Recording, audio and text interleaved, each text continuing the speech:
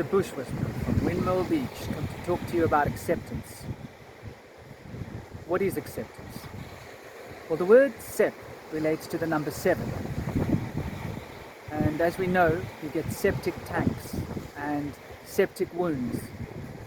And this word relates to toxicity of all sorts, normally related to stagnancy specifically.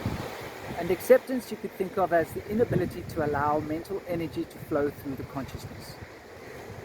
So when we are stuck, and by stuck I mean rooted with the inability to accept, we find we attract all sorts of bacteria, germs, psychic, spiritual entities that can feed off of this sort of energy and produce toxicity and waste that can be unhealthy and detrimental toward the self. So this is the reason why acceptance is so important on the spiritual path, and why we find ourselves day to day struggling with this, probably more than any of the other qualities. And in Buddhism, it's been, in my opinion, mistranslated, where we are told we need tolerance. I don't believe we need tolerance. I believe we need acceptance. Tolerance is something else. I do not have tolerance for a man raping a woman if I happen to come across such a scene, or a man doing bad things to a child. I have no tolerance for this. However, I need to accept the fact that these are in the world, and that there's nothing that I can do about the fact that other people are going to do this.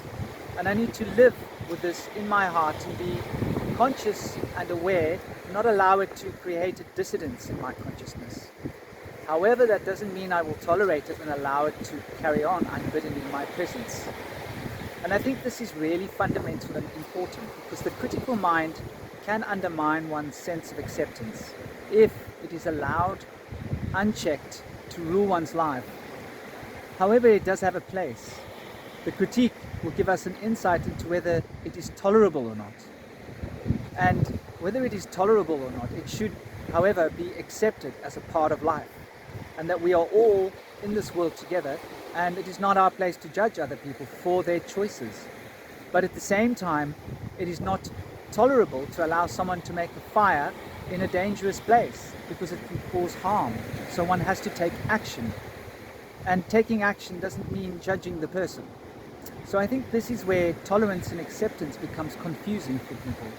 And so we tend to live running away from acceptance, pretending that tolerance is what we require. I hope this is insightful, and I think it's fundamentally important that we can cultivate a sense of acceptance for all the things in life that we do not like. A good little exercise in this regard would be to eat the foods you don't like, and not eat the foods you like, and branch out. Experience sensations you're not particularly fond of, a slightly cooler shower than necessary, and allow yourself to wear an extra piece of garment once in a while when it's hot, so that you can experience these things that you do not find pleasant.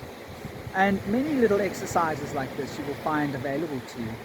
For example, walking barefoot on the ground can sometimes be challenging for one's feet, and cultivating acceptance of these sensations can actually cause one's feet to change, and it will have an effect on one's posture and one's alignment of one's spine, producing health. So acceptance, as I see it, is a health-producing facility. There's nothing about acceptance that's not healthy or wholesome.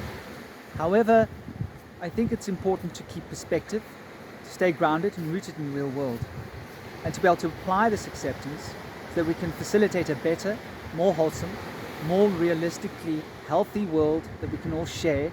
And this would naturally of itself produce a spiritual vibration that everybody would be enriched by. This is the Bush Whisperer, coming at you from Simonstown. I hope you're all well, smiling, thriving. Om Shanti Shanti Shanti.